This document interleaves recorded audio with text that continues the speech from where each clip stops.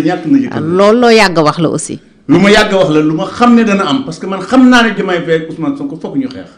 xeex boobu nag ci la ko Ousmane Sonko di invité. foog ñu xeex. xeex la koy invité wu ko feneen parce que lu mel ni président assemblée nationale bu ñu ko waxoon bu ne danga naa ko teg ko fi suuf bàyyi ba président pare li muy def liggéeyam. ku ko waxoon ñëpp nag laa Lamine Gueye ba ci Ousmane Sonko Ousmane Sonko mi tuddee boppam président assemblée parce que en réalité nekku ko donc kuñ ko ci waxoon ko ne danga naan bàyyi ko président pare doo ko jéem a buruxlu doo ko jéem a kooba doo ko jéem a def caay-caay parce que en réalité Ousmane Sonko dafa bëgg xeex parce que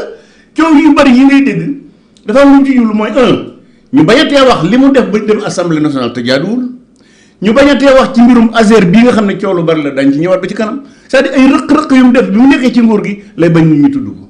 loolu nag moo tax man la Diomaye Faye ginnaaw xeex mënta ñàkk na njëkk a dóor. comme pour yow li contre-feu la. bien sûr que c'est un contre-feu parce que boo xoolee bi mu jógee primature ñu limogé ko lam ci teg yëpp dafay am lu muy bañ koo tudd boo xoolee même ni mu demee assemblée nationale ak ni muy verrouillé day wut immunité parlementaire day wut ay sécurité loo xam ne def na ay yoo xam ne buggul Sénégal yoon mën a accident ci kawam bokk na ci li tax mu dem assemblée nationale. loolu nag pour mu am ko xoolatul woon dara lu war a tax parce que Ousmane Sonko amul place assemblée nationale waru faa nekk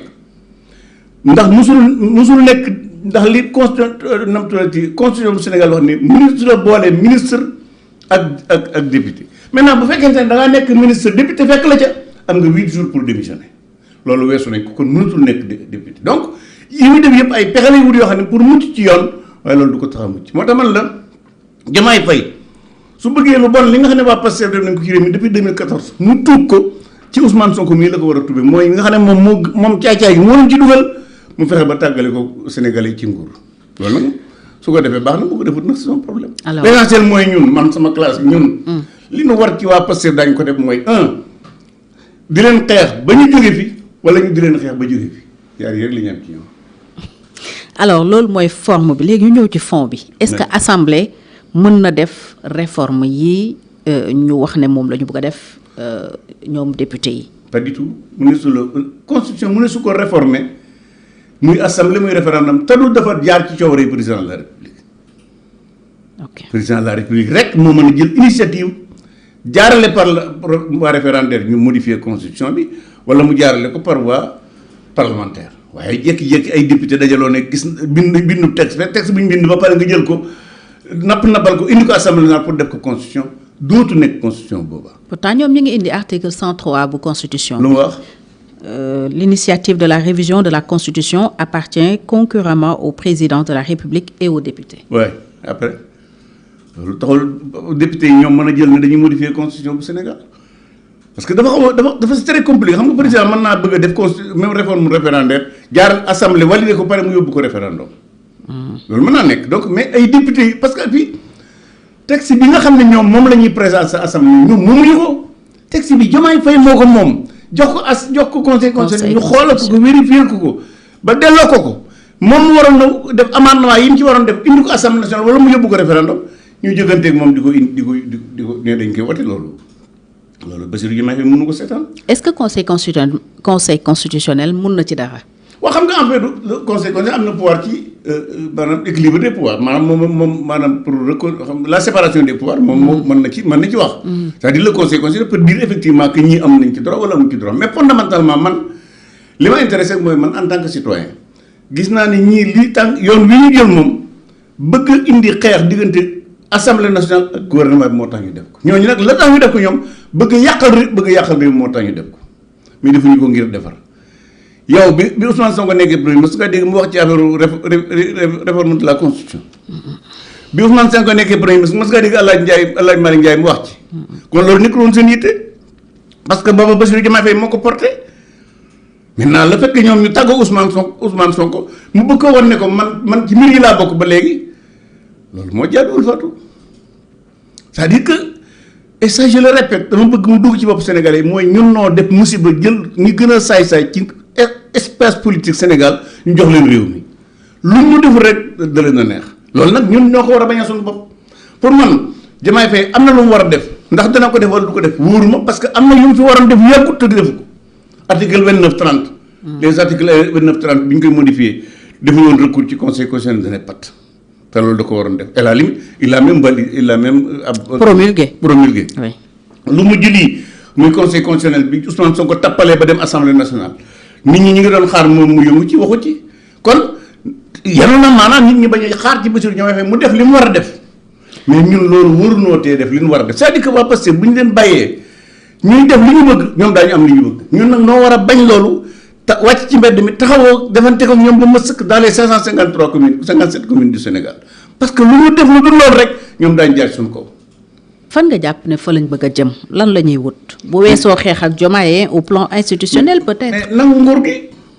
ci président Diomaye. bien sûr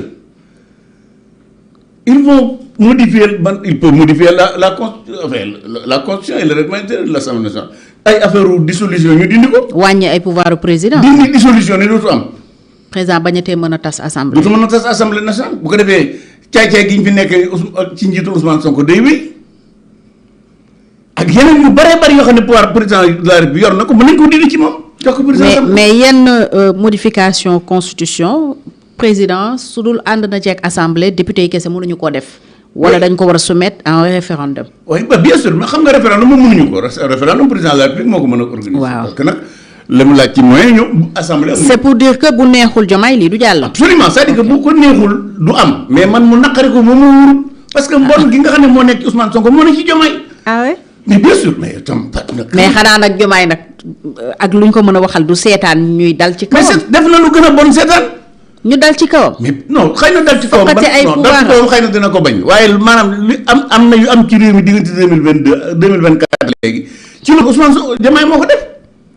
Ousmane Sonko def na fi lu bon taxaw naan su ma waxee ne dañoo war a jàpp di ci fal dañ ko war a jàpp di xëblee ko tiitalaate ak naan danaa effacer ay adversaire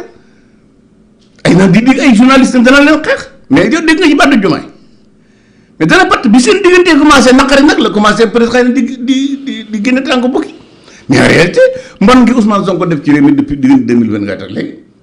moom Diomaye ko ànd mbon gi mu doon def diggante 2014 ba 2024 ñoo ko ànd fàttu loolu fàtte boo ko itam nag c'est-à-dire loolu mooy musiba mi dal waa réew mi maintenant nag musiba moomu waa réew mi la dal xëy na waa Pastef dina leen laal Pastef Diomaye wala Pastef Ousmane Sonko mais fondamentalement Sénégal lay laal parce que démocratie Sénégal moom la ñu yàqu deram parce que tey koo xool réew mi ni mu taxawee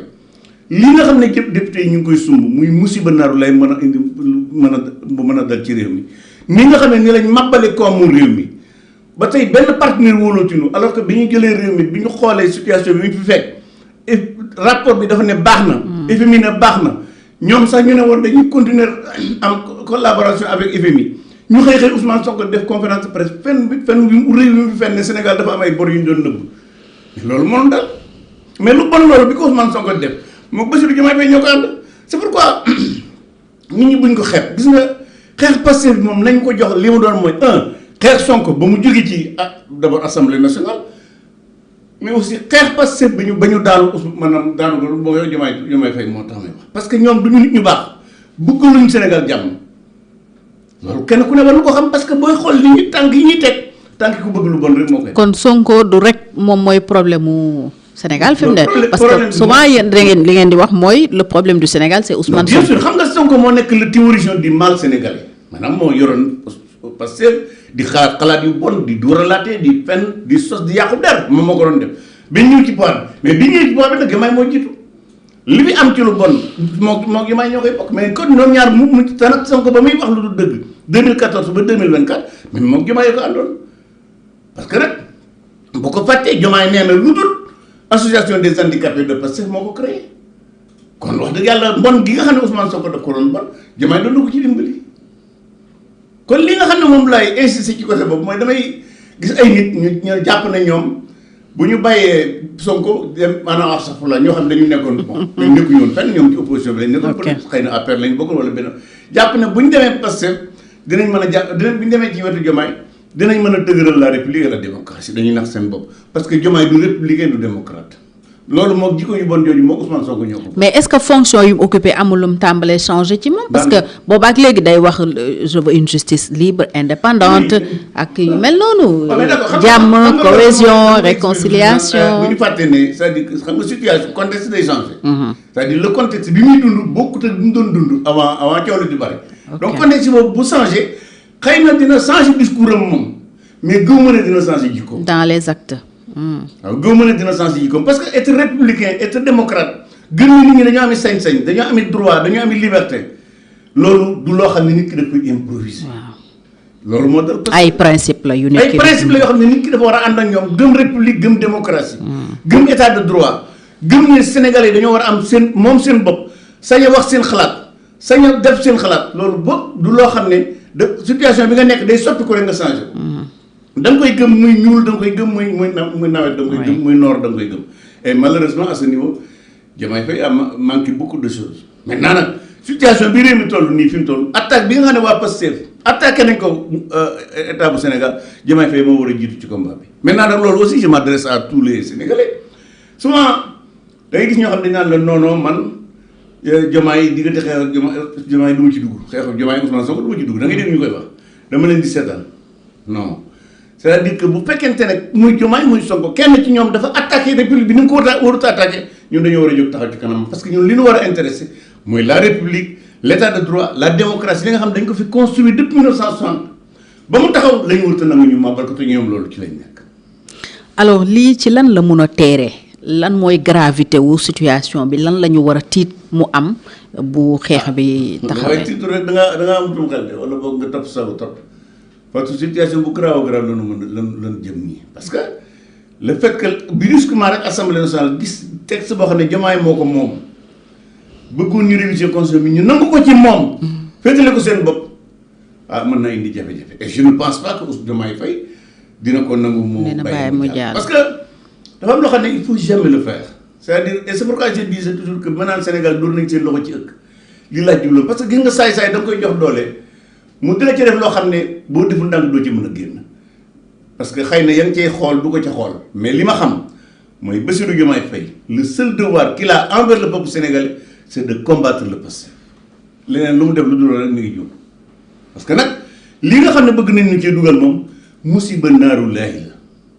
parce que nag la constitution du Sénégal mooy la charte de la nation mooy këyit yi nga xam ne ci lañ bind lan mooy Sénégal jaar-jaaram fan la jëm fan la toll ci lañ ko bind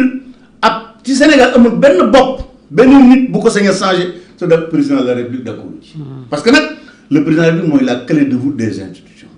le président de la République c'est mooy maanaam moo jiite réew mi mooy bopp réew mi mooy jibi ñu réew mi donc boo ko bëggee